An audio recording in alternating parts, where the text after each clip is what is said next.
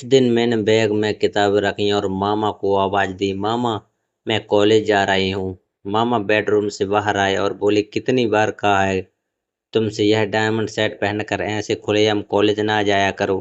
तुमको पता है ना जमाना कैसा है।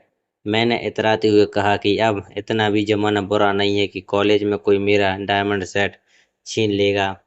गाड़ी में जाती हूँ, गाड़ी में आती हूँ, जरा कॉलेज में मेरी धौंस जम जाती है। मैंने मेरे डायमंड सेट की यह कहकर भागते हुए गाड़ी में आकर बैठ गई। लो जी, मिलेनियर आ गई। असीता मुझे मुस्कुराते हुए मेरी तरह बढ़ी। मैं भी मुस्कुराने लगी। हर कोई डायमंड सेट की तारीफ करता था जो मुझे मेरे मंगनी पर मेरे मंगेतर पुलकित ने पहनाया था और गर्व से मेरा सर ऊंचा हो जाता। आखिर में अरविंद ठाकुर की बीड़ी थी। पापा की फैक्ट्री की हम दो ही तो वारिस थे, एक मैं और दूसरी मुझसे 3 साल बड़ी बहन अर्चिता। जिंदगी बहुत मजे से गुजर रही थी। पापा रिटायर हुए तो उनको फंड के नाम पर अच्छी खासी रकम मिली। शेखर अंकल मेरे पापा के बेस्ट फ्रेंड थे। उनके 2 बेटे थे, बड़े बेटे हर्षद के साथ अर्चिता और छोटे बेटे पुलकित से मेरी मंगनी जुबानी तौर पर हो चुकी थी। शेखर अंकल का धागों का बिजनेस था। दोनों बेटे एजुकेशन पूरी कर कर अंकल के साथ काम कर रहे थे। आंटी जरा चालाक स्वभाव की थी, मगर फिर भी हम सब में काफ़ी अंडरस्टैंडिंग थी। पापा को फंड मिला तो अंकल ने सलाह दी कि इन पैसों में कंप्यूटराइज मशीन मंगवा कर बड़े पैमाने पर कारखाना यानी फैक्ट्री बना ली जाए। पापा ने इस काम पर करोड़ों खर्च कर दिए। गांव में कई जमीनें थी, उन्हें बेचकर अर्चिता की शादी भी कर दी। यह शादी बहुत धूमधाम से हुई। इस फर्ज से फ्री होकर पापा ने फैक्ट्री पर ध्यान देना शुरू कर दिया। फैक्ट्री चलाने के लिए पापा ने बहुत बड़ा प्लाट किराए पर लिया था, जिसका किराया तकरीबन 25,000 महीना था। शुरू शुरू में फैक्ट्री खूब चली, लेकिन फिर घाटा होना शुरू हो गया। नुकसान और अपनी साख कायम रखने के लिए पापा ने घर हमारा गिरवी रख दिया। पापा ने थोड़ा और कर्जा लेकर फैक्ट्री में लगा दिया। दोनों मशीनों पर कंप्यूटराइज कढ़ाइयाँ होती थीं। जो पार्टियां थीं वह लाखों का काम करवाती थी, लेकिन पैसे आधे दिया करती थी, इसलिए हमें नुकसान हो रहा था। धागा शेखर अंकल के यहाँ से आता था, जिसका वह पूरा पैसा वसूल करते थे। इस तरह उनका बिजनेस भी खूब चमक रहा था। पापा का बिजनेस घाटे में जा रहा था। यह बात हम तक किसी को अब तक किसी को नहीं मालूम थी और अंकल से भी यह बात छुपी हुई थी। इसलिए वह पापा को मजबूर कर रहे थे कि मेरी मंगनी फुलक से कर दी जाए। मामा भी यही चाहते थे, इसलिए पिछले साल ही मेरी मंगनी कर दी गई। इस मौके पर पुलकित ने मुझे डायमंड लॉकेट टॉप अंगूठी गिफ्ट में दी थी, जिसे मैं हर वक्त पहने रखती थी। देखते देखते 1 साल गुजर गया। मैं देख रही थी पापा का ब्लड प्रेशर हद से ज्यादा बढ़ने लगा है। यही सही कसर शुगर की बीमारी ने पूरी कर दी। पापा 1 हफ्ता बीमार रहे, लेकिन फैक्ट्री जाते रहे। आज भी वह सुबह से फैक्ट्री गए हुए थे। मम्मा बार बार फोन करके उनकी तबीयत पूछ रही थी। मैं भी अपने बीएससी के पेपर देने के बाद फ्री होने वाली थी। अभी मैं अपनी सहेली असीता से बातें कर रही थी कि फोन पर मामा की मुझे चीखने की आवाज़ सुनाई दी। मैं भागती उनके पास आई। मैंने पूछा क्या हुआ, तो वह रो रही थी।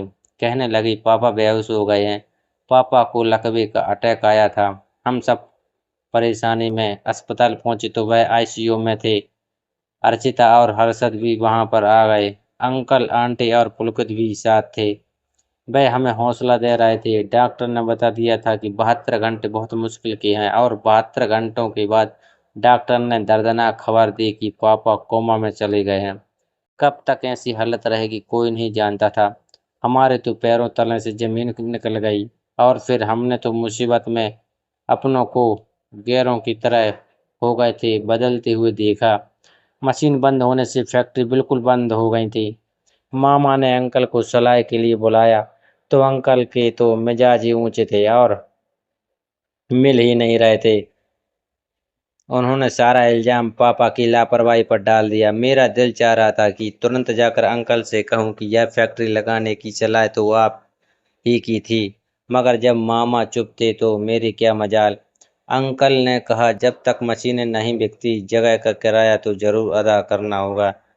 मशीनें कैसे बिकेगी? मामा ने पूछा। अंकल कहने लगे कि अरे भाई, अगर चलती होती मशीनें तो बिक जाती, अब तो लोहे के दाम भी बड़ी मुश्किल से बिकेंगी। अंकल ने बुरा सा मुंह बनाया और वहां से उठ गए। एक महीना गुजर गया। मामा ने अपने सारे गहने बेच के 3 महीने फैक्ट्री की जगह का किराया दिया था। धीरे धीरे गाड़ी भी बिक चुकी थी।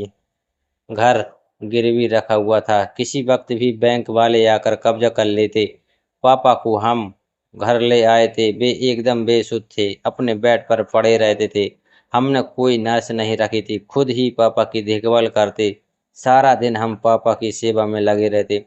घर पर उदासी और खामोशी छाई रहती। और ऐसे में अर्चिता आ गई। हमने महसूस किया वह कुछ कहना चाह रही है। आखिर मामा ने पूछ ही लिया, क्या हुआ अर्चिता, कोई बात है तो बताओ। वह रोते हुए बोली, मामा पुलकित ने मंगनी तोड़ दी है। मैंने सर झुका लिया। वही पुलकित जो मेरे चेहरे को देखते नहीं थकता था, आज हमारे हालात बुरे होने पर रिश्ता ही तोड़ दिया। मैंने गम भी अपने अंदर उतार लिया। तभी मेरी नज़र पापा के चेहरे पर पड़ी। मैंने देखा पापा की एक आंख से आंसू का कतरा निकला था। मैं तड़प कर पापा के पास गई और उनके माथे को चूमना शुरू कर दिया। मैंने पापा से रोते हुए कहा, पापा, मेरे पापा, मुझे कोई दुख नहीं, पापा प्लीज अब दुख न करें, मैं संभाल लूंगी, सब ठीक हो जाएगा, यह मेरा आपसे वादा है। मैं नहीं जानती थी कि वह जो वादा मैं पापा से कर रही हूँ, इस वादे का क्या मकसद है, मुझे क्या करना है। बस मैं अपने पापा का एक आंसू देखकर तड़प गई थी। मम्मा अपने बेडरूम में बैठी रो रही थी और मैं फैसला कर चुकी थी। सुबह होते ही मैंने मामा से फैक्ट्री की चाबियां ली और रिक्शे में बैठकर फैक्ट्री की तरफ चली गई। मैंने देखा कि इतने महीने बाद बंद रहने की वजह से फैक्ट्री की अजीब सी हालत हो रही थी। शीशे का दरवाजा खोलकर पापा के ऑफिस में जब मैं दाखिल हुई तो पापा की कुर्सी पर बैठकर मैं बिलक बिलक कर रो रही थी। फिर सारी लाइट्स ऑन कर दी। अपने पापा की एक एक चीज को छू कर देख रही थी। अभी मैं देख ही रही थी कि फैक्ट्री में एक लड़का आया, छोटा सा। वह लड़का समझदार और शरीफ लग रहा था। उसने कहा कि मेरा नाम प्रतीक है। मैंने उससे पूछा कि प्रतीक, यह बताओ कि करोड़ों का नुकसान कैसे हुआ, पापा को किसने बर्बाद किया। तो वह कहने लगा, आपके पापा बहुत शरीफ और सीधे इंसान थे। वह हर किसी पर भरोसा कर लेते थे। उन्होंने मशीनों की देखभाल के लिए जिस आदमी को रखा हुआ था, जो मास्टर था, मशीनों को सही करता था, उस पर जिम्मेदारी थी। अगर कोई नुकसान होता तो वही सुधारता था। लेकिन वह तो बड़ा चीटर था, वह चोर